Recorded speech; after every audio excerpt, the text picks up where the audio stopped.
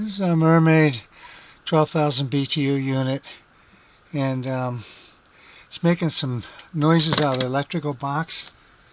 And before something breaks, I'd like to maybe get an idea what's going on, what could be doing that.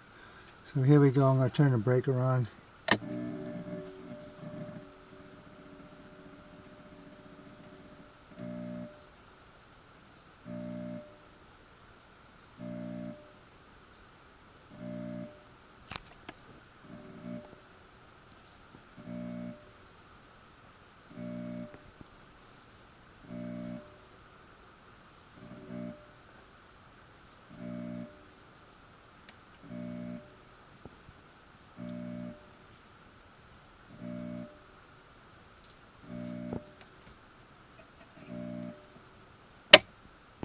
Okay, I shut the breaker off. So this is 12,000 BTU unit.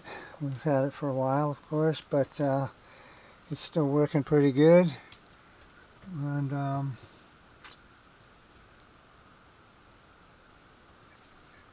anyway, trying to get the handle on what's exactly that noise is, so that if something breaks, at least you could give me, I have an idea what to look for. I have some spare parts.